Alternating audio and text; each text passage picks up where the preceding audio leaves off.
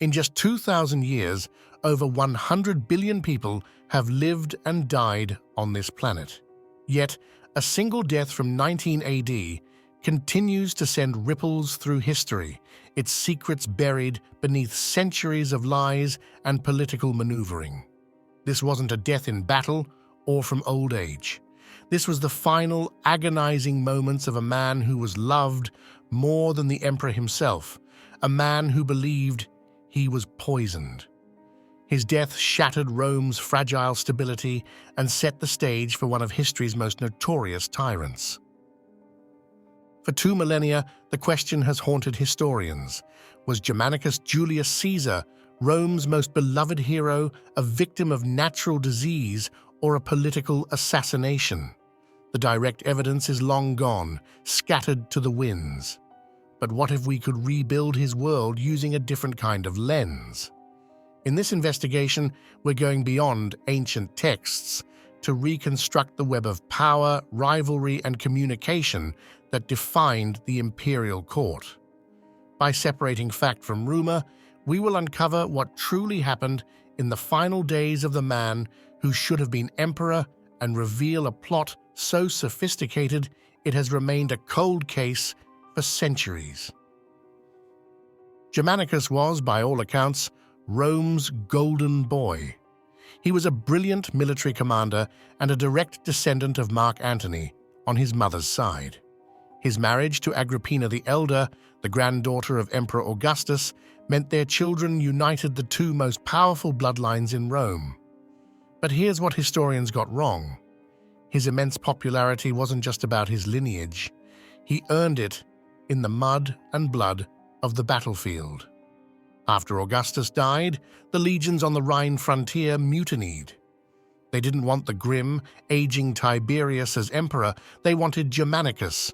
They offered him the throne outright, an act of treason that could have plunged Rome into a new civil war.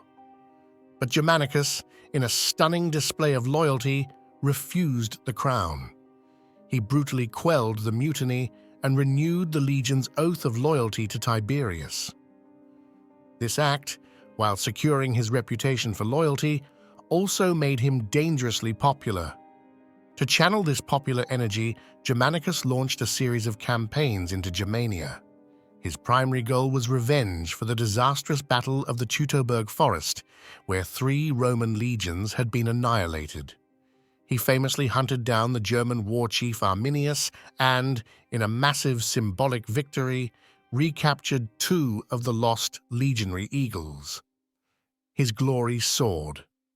But to the paranoid Emperor Tiberius, an heir everyone adored looked less like a dutiful son and more like a rival. In 17 AD, Tiberius recalled Germanicus from his beloved legions, gave him a lavish triumph, and then sent him on a grand tour of the eastern provinces. On the surface, this was a great honor, but many saw it as a gilded exile, a way to move Rome's hero far from the capital and the legions that adored him. This decision would set in motion a deadly chain of events and put Germanicus on a collision course with his supposed killer. Wait until you see how this killer was specifically chosen. To assist Germanicus in the east, Tiberius appointed Gnaeus Calpurnius Piso as the new governor of Syria. Piso was a known hothead and a man with a fierce pride. The real purpose of his appointment was clear: to act as a direct check on Germanicus's power. From the moment they met, it was a clash of wills. Piso openly defied Germanicus's orders, criticized his decisions, and worked to undermine his authority at every turn. The feud grew so toxic that Germanicus finally ordered Piso to leave the province. It was in Antioch, just after ordering Piso to leave, that Germanicus fell gravely ill. The ancient sources describe a terrifying sickness with a high fever, foaming at the mouth, and dark, bluish stains on his skin, symptoms that could be caused by disease, but also fit the profile of a poisoning. On his deathbed, a weakened Germanicus became convinced of foul play. He named Piso and his wife Plancina as his murderers and made his friends swear an oath to seek vengeance. After Germanicus's death, the rumors of poison were seemingly confirmed. According to sources like Tacitus, investigators supposedly found evidence of witchcraft in Piso's home, including curse tablets inscribed with Germanicus's name and magical charms hidden under the floorboards. The most damning proof for the Romans came during his cremation. It was reported that Germanicus's heart was found unburnt in the ashes, which was widely believed at the time to be an undeniable sign of poisoning. But here's what modern science has to say about the evidence: that unburnt heart. It's a medical impossibility. The heart, like all organs, would have been completely consumed in the intense heat of a Roman funeral pyre. This detail was pure superstition, not forensic fact. Modern medical historians believe Germanicus's symptoms could also be consistent with a number of natural diseases prevalent in the ancient world, like typhoid or malaria. This evidence has never been shown before in this light. So, was it poison or disease? The AI's analysis reveals it almost doesn't matter what the cause of death was. In the hyper-paranoid political climate of Rome, perception was reality. Germanicus believed he was poisoned. The people believed he was poisoned. And that powerful belief was enough to ignite a firestorm of outrage, making the assassination a political fact, regardless of the medical truth. The news of Germanicus's death reached Brundisium, where his grieving widow, Agrippina, arrived with his ashes in a funeral urn. It was a moment of national mourning and protest, but Piso's reaction was a catastrophic political blunder. When he heard of Germanicus's death, he held public celebrations.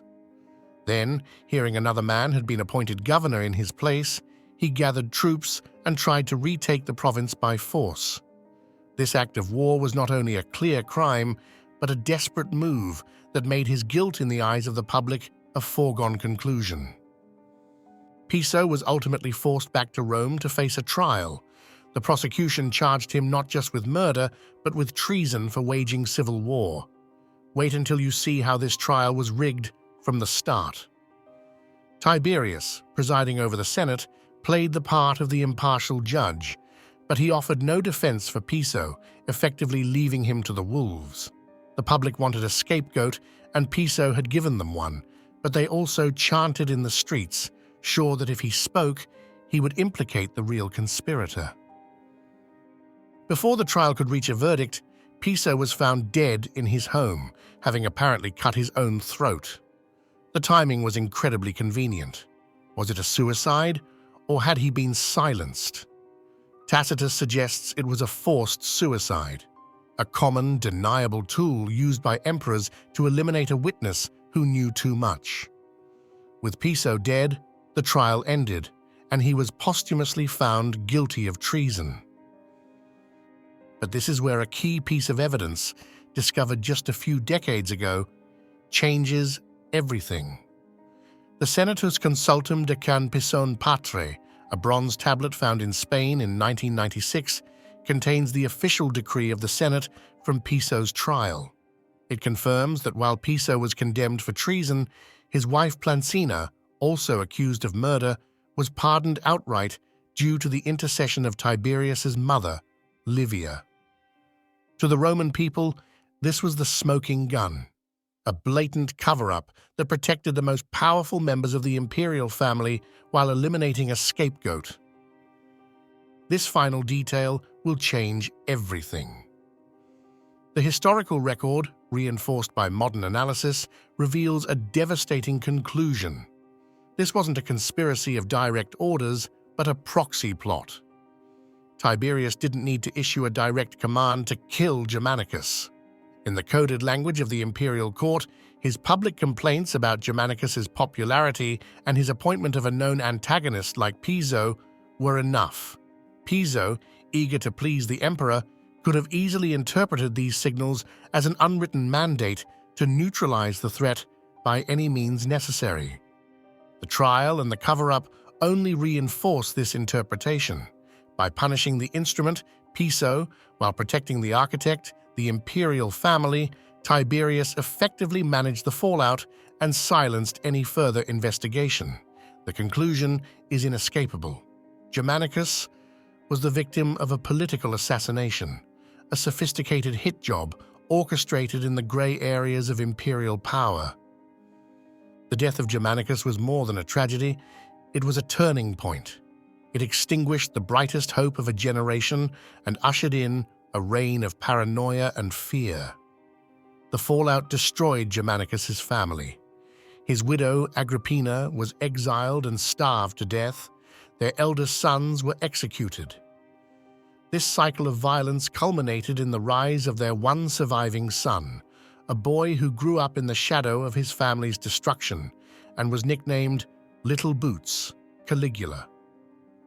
If you want to dive deeper into this fascinating story, here are some great resources. For a powerful historical biography, check out Germanicus, the Magnificent by Lindsay Powell. For a vivid fictional account of the era, the novel I, Claudius by Robert Graves is a classic. You can also explore locations related to Germanicus's life. Visit the Arch of Germanicus in Saintes, France, which was built in his honor in 19 AD, or explore the Roman ruins in Antioch, Turkey, where he died. For a look at the military frontier he defended, visit the Limes Germanicus and the Saalburg fortress in Germany. This was a deep dive into one of Rome's most pivotal and tragic moments. But there are countless other historical cold cases waiting to be uncovered, from the disappearance of the Ninth Legion to the mystery of Alexander the Great's death. Which historical mystery do you think we should investigate next? Let us know in the comments below. And if you want to see more investigations that separate history from myth, make sure to subscribe and hit that notification bell. Thank you for joining us on this journey into the past.